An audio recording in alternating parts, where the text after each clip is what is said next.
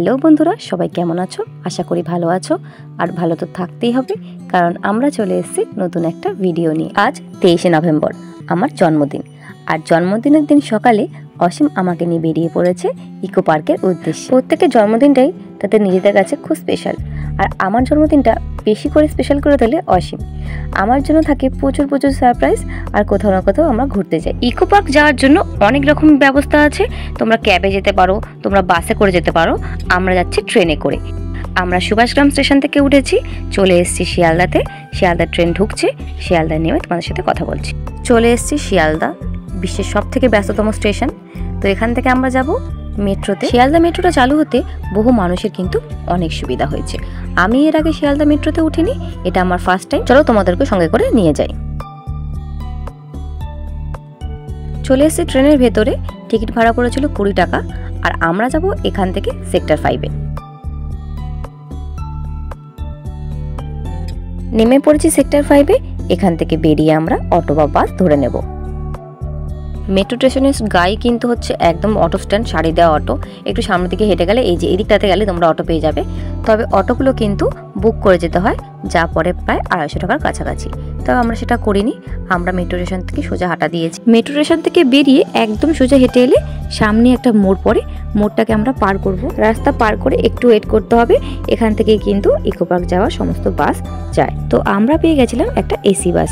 AC bus আমরা সাধারণত উঠি না, তবে যেহেতু আমরা নতুন জায়গায় যাচ্ছি, আবার বাস পাবো কি পাবো না, ওই জন্য উঠে পড়েছিলাম। বাসগুলি বিশ্ব বাংলা গেটের সামনে থেকে ক্রস করে। আমরাও আগে এখানে আসিনি, তাই আমাদের এই বিশ্ব বাংলা গেটটিও দেখা হয়ে গেল। এই বাসটি কিন্তু ইকো পার্কে যায় না, তবে আমাদের সামনে যে 4 জন ছিল আর আমরা 2 জন, মোট 6 জন যেহেতু যাচ্ছিলাম ইকো পার্কে, তো এই জন্য বাসটি আমাদেরকে ইকো পার্কের ঠিক সামনেই নামিয়ে দিয়েছিল। এই যে রাস্তাটা দেখতে পাচ্ছ, রাস্তার ওপারে আমাদের নামিয়েছেন। আমরা এপারে এসেছি, আর খানিকটা হাই হেঁটে যাচ্ছি। খানিকটা হেঁটে গেলেই আমরা চলে আসব ইকো পার্কের 1 নম্বর গেটের সামনে। আমরা ইকো পার্কের গেট নম্বর 1-এ চলে এসেছি। এখান থেকে কিন্তু আমরা ইকো পার্কের ভিতরে প্রবেশ করব।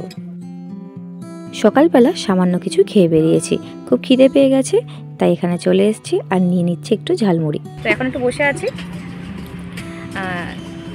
অনেকক্ষণ হেঁটে এসেছি, তো একটু ঝালমুড়ি খাবো, তাই ঝালমুড়ির দোকানের সামনে দাঁড়িয়ে আছি।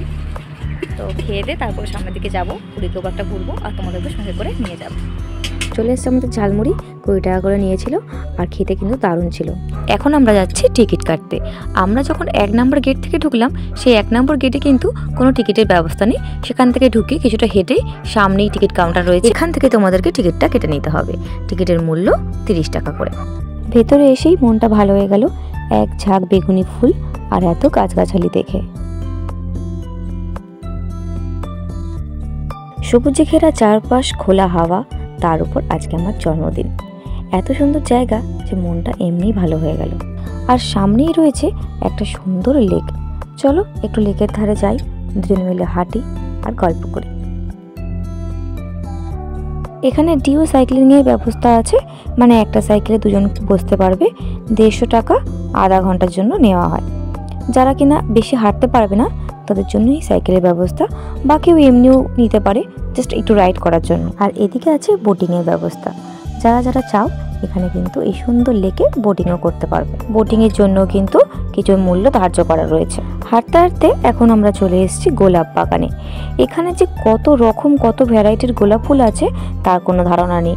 এত গোলাপ ফুল যে হয় তা আমার জানা ছিল না। বিভিন্ন রঙের, বিভিন্ন ভ্যারাইটির গোলাপ ফুল, যা আমি কিন্তু কোনো দিন চোখে দেখিনি। এইসব জায়গায় কোনো গার্ড দেওয়া নেই, তবে যারা এখানে আসবে চেষ্টা করো এই ফুল যাতে না তোলো।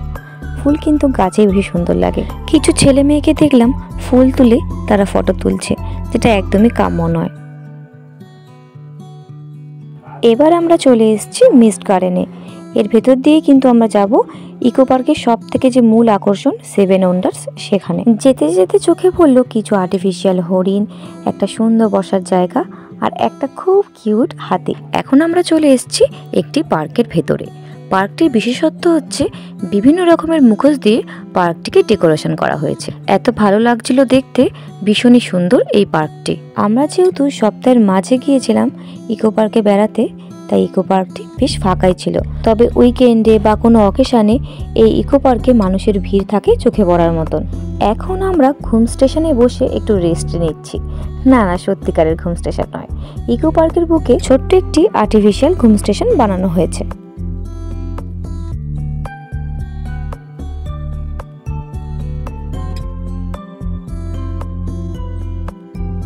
এখন আমরা চলে এসেছি বাটারফ্লাই গার্ডেনে।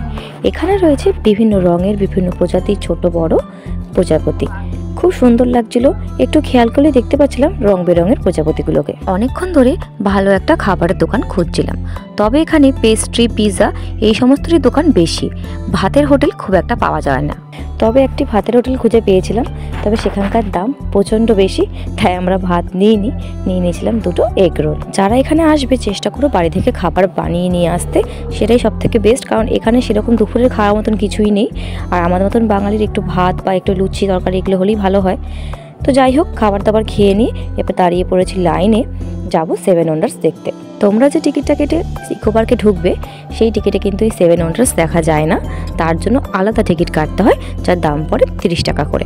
সেভেন ওয়ান্ডার্স হলো পৃথিবীর 7টি আশ্চর্য স্থাপত্য শিল্প, যা পৃথিবীর মানুষকে এখনো পর্যন্ত অবাক করে তোলে। ইকো পার্কে এই সেভেন ওয়ান্ডার্সে কিছু রেপ্লিকা তৈরি করে রাখা হয়েছে, আর পিরামিডের ভিতরে কিভাবে মমিদেরকে রাখা হতো তারও একটি রেপ্লিকা তৈরি করা হয়েছে এখানে। মিশরের এই পিরামিডটি দেখতে দেখতে মনে পড়ে যাচ্ছে ইতিহাস বইতে পড়া পিরামিড আর এই মমের গল্পগুলি। মমিগুলিকে কিভাবে সংরক্ষিত করা হতো তা মনে পড়লে এখনো শিহরণ জাগায়। মিশরের পিরামিড দেখা হয়ে গিয়েছে, এবার আমরা চলে এসেছি জর্ডানের ঐতিহাসিক স্থাপত্য পেট্রার রেপ্লিকাটি দেখে নিতে। জর্ডানে এই পেট্রাটি কিন্তু খুব সুন্দরভাবে কারুকার্য করা, আর এর উল্লেখযোগ্য বৈশিষ্ট্য হলো এটি পুরোটি পাথরকে খোদাই করে বানানো হয়েছিল। তবে ইকো পার্কে এই রেপ্লিকাটিও বেশ সুন্দর করে তৈরি করা হয়েছে। এরপর একে একে দেখে নিলাম ক্রাইস্ট, দ্য রিডিমার এবং ময় স্ট্যাচুগুলিকে। সুদূর বিদেশের এই স্থাপত্যগুলিকে খুব সুন্দর করে ফুটিয়ে তোলা হয়েছে এই ইকো পার্কে, যেটি কিন্তু খুবই আকর্ষণীয়। এখন আমরা দেখতে চলে এসেছি বিশ্ব সেরা আর আমাদের দেশের ঐতিহ্য তাজমহল। তাজমহলের এই রেপ্লিকাটিও কিন্তু খুব সুন্দরভাবে কারুকার্য করে তৈরি করা হয়েছে। এটি হচ্ছে রোমের একটি স্থাপত্য, রোমান কলোজিয়াম, যেটিও কিন্তু ইকো পার্কে একটি রেপ্লিকা হিসেবে তৈরি করা হয়েছে। রোমান কলোজিয়াম দেখে নিয়ে এখন আমরা রয়েছি চীনের প্রাচীরের রেপ্লিকাতে। অনেক সাধারণ মানুষই কিন্তু এই সপ্তম আশ্চর্যগুলি দেখতে দূর বিদেশে যেতে পারে না। আসলগুলির থেকে অনেক পার্থক্য হলেও এগুলো দেখেই সাধারণ মানুষ সেই দূর বিদেশের স্থাপত্যগুলির স্বাদ কিছুটা হলেও নিতে পারে।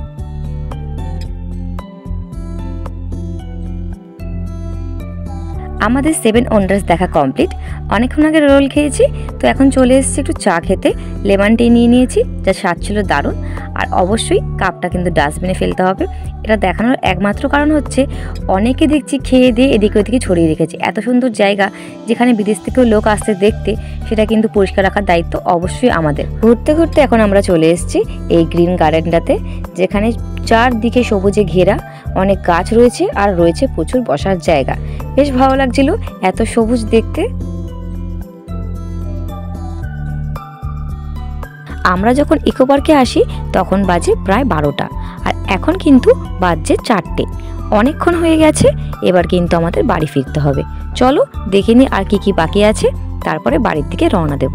এখন ইকো পার্কের আরেকটি বিশেষ আকর্ষণ হলো এই সোলার ডোমটি, যেটি কিছুদিন আগেই সবার জন্য খুলে দেওয়া হয়েছে, যার প্রবেশ মূল্য 200 টাকা এবং স্টুডেন্টদের জন্য রয়েছে 100 টাকা করে।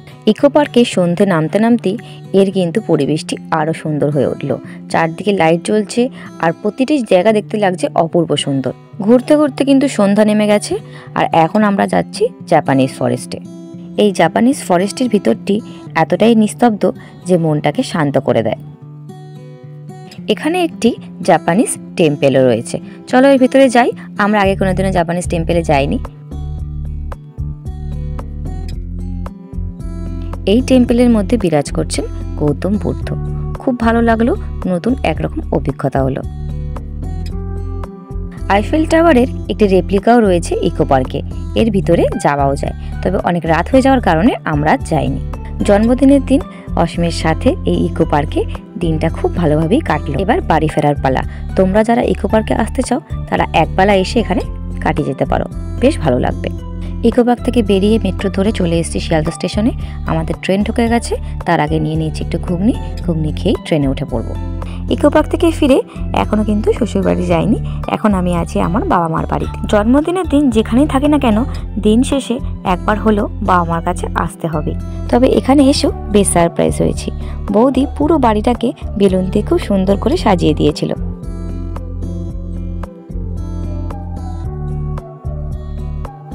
এখানে এসেও অসীমের কাজে লেগে পড়েছে। বৌদি একা একা লুচিগুলো বেলছিল আর একা একা ভাজছিল, তাই জন্য অসীম এসে বৌদিকে একটু হেল্প করে দিচ্ছে। এখন প্রায় 8টা বাজে, এবার কিন্তু আমাদের বাড়ি ফিরতে হবে। বৌদি খাবার নিয়ে চলে এসছে, লুচি, আলুর দম, পায়েস, মিষ্টি। খেয়ে দিয়ে নিয়ে বাড়ি ফিরি, কারণ বাবা বসে আছে, বাবার জন্য খাবার নিয়ে যেতে হবে। বাড়ি ফেরার সময় বাবার জন্য নিয়ে নিয়েছিলাম চাউমিন আর আমাদের জন্য বিরিয়ানি। আজকের মতন ভিডিওটা এখানেই শেষ করছি। ভিডিওটা কেমন লাগলো অবশ্যই কমেন্ট করে জানিও। ভালো লাগলে লাইক, শেয়ার এবং সাবস্ক্রাইব করে দিও। সবাই ভালো থেকো, সুস্থ থেকো। দেখা হবে খুব তাড়াতাড়ি অন্য একটা ভিডিওতে।